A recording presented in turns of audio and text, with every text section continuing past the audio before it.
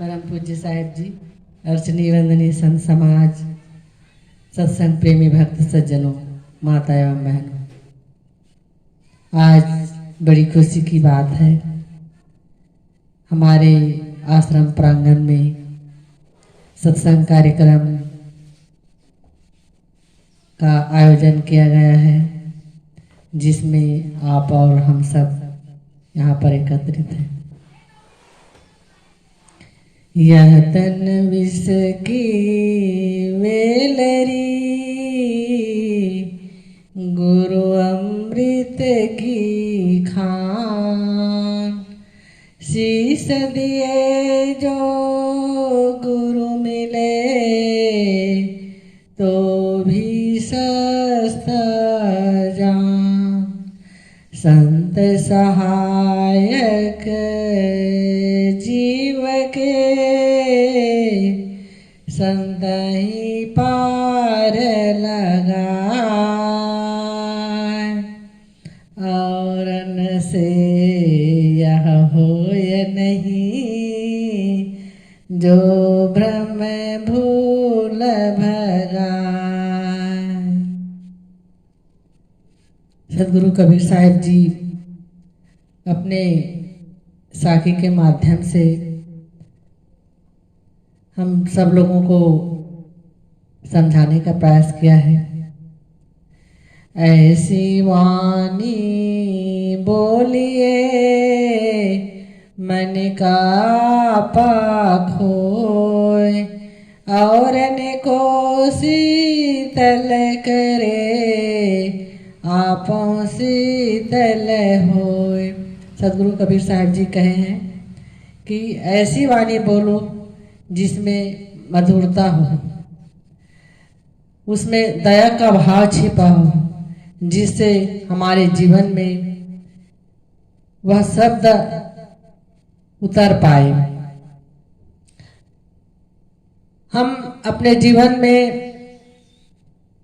3 चीज महती आवश्यकता है, क्योंकि यह मानव जीवन मिला हुआ है, तो मानव जीवन को सर्वश्रेष्ठ बनाने के लिए हमारे जीवन में विचार, संयम, नियम मानव जीवन पर आधारित है। दूसरे प्राणी पदार्थ में यह विचार और प्राणी मात्र के लिए नहीं है, क्योंकि यह मानव जीवन ही ऐसा कल्याणकारी है कि हम सत्संग करके इस जीवन में अपने सुख और शांति, कल्याण का मार्ग प्राप्त कर सकते हैं। किसी के साथ हम अच्छे से व्यवहार करें, मधुर वाणी का प्रयोग करें। मधुर वचन है औषधि, कटुक वचन है तीर, श्रवण द्वार है संचरे सालय सकल शरीर। तो हम ऐसे शब्द का प्रयोग करें जिसमें सामने वाले को किसी प्रकार का दुख ना हो। ऐसे ही जीवन का लक्ष्य होना चाहिए। सबके साथ दया, क्षमा, संतोषशील विचार का गुण होना चाहिए। ऐसे ही सद्भाव लेकर के हम दूसरों के प्रति आदर भाव व्यवहार निभाते रहें, तभी यह मानव जीवन कल्याण की ओर जा सकता है। ऐसी वाणी बोलिए मन का आपा खोए, औरन को शीतल करे आपो शीतल होए।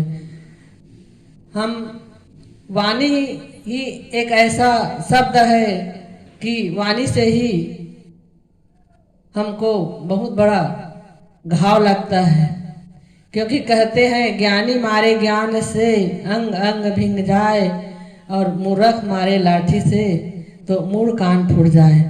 ज्ञानी अगर ज्ञान के प्रताप से हमको शब्द कहे तो हमारे आत्मा में भींग जाता है और उससे हमारे जीवन बदल जाता है। जिस प्रकार हम संत गुरुजनों के सानिध्य में सत्संग में जाते हैं और उसका एक वचन हम अपने जीवन में उतारने का प्रयत्न करें तो हमारा जीवन का दिनचर्या बदल जाता है।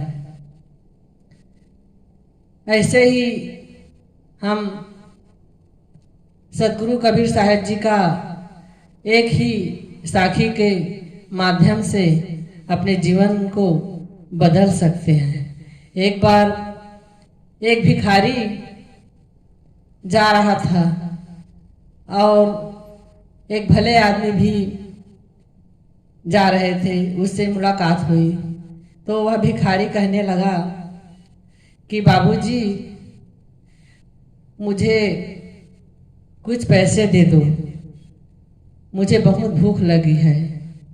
तो वह सज्जन व्यक्ति कहने लगा कि बेटा मेरे पास अभी कुछ नहीं है, मैं फिर कभी आऊँगा तो दे दूँगा। तो वह भिखारी सोचने लगा इतने दिन तक मैं जो भी व्यक्ति से कहता कि बाबूजी मुझे पैसा दो तो सब लोग मुझे गाली देते थे, तुम खाने के लिए पैसा मांग रहे हो, हमारे पास नहीं है, चलो रास्ता नापो। लेकिन यह सज्जन व्यक्ति बड़े ही मधुर वाणी से मुझे कहा कि बेटा अभी मेरे पास कुछ नहीं है, कल आऊँगा तो दे दूँगा। तो वह वाणी से ही वह भिखारी का मन परिवर्तित हो गया और कहने लगा ऐसे ही सज्जन व्यक्ति अगर हमारे जीवन में मिल जाता है और हमें प्रेम, सद्भावना, सदाचार सिखाता है तो हमारा जीवन का दिनचर्या भी बदल जाता है। हम अपने जीवन में दया, क्षमा,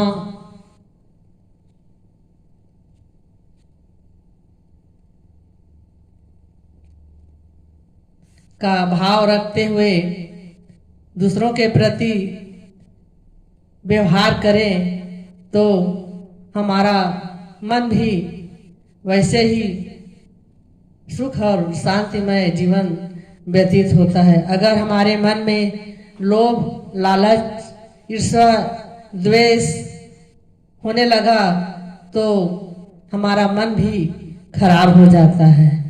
इसी प्रकार यह दिनचर्या भी खराब भी लगता है, क्योंकि हम अपने जीवन में दूसरों को सुख देंगे तो सुख मिलेगा और दुख देंगे तो दुख मिलेगा। ऐसा यह संसार है। कर्म से ही हमारे जीवन का महत्व है। कर्म से ही अच्छे कर्म करते हैं तो हमारा जीवन का उत्थान हो जाता है और गलत कर्म में चले जाते हैं तो हमारा जीवन का पतन हो जाता है। हमें जितना हो सके अच्छे कर्म करने का प्रयत्न करें। किसी के प्रति हम गलत भावना न रखें, किसी के प्रति द्वेष भावना न रखें तो हमारे प्रति भी सामने वाला गलत भावना नहीं रखेगा। क्योंकि हम खेत में अगर एक बोरा धान बोते हैं तो हमें लौट करके 40 बोरा धान मिलता है। उसी प्रकार जो भी हम बोएंगे उसके फल स्वरूप हमें मिलने वाला है, आज नहीं तो कल। क्योंकि यह ऐसे ही हमारे जीवन में जो भी हम वृक्ष लगाए हैं उसका फल भी सामने है, फल स्वरूप हमें मिलने वाला है। यह कभी भी हो वह मिलकर लौट करके जरूर मिलेगा। इसी प्रकार सदगुरु कबीर साहब जी कहे हैं, ऐसी वाणी बोलिए मन का आपा खोए, औरन को शीतल करे आपह शीतल होए। हम अपने अंदर यह सोच लें कि हम सामने वाला को दुख नहीं दे रहे हैं, हमारा जीवन भी सुखी और सुख संपत्ति मिलने वाला है। इन्हीं शब्दों के साथ मैं अपनी वाणी को विराम करती हूँ। बोलिए सदगुरु कबीर साहिब की जय।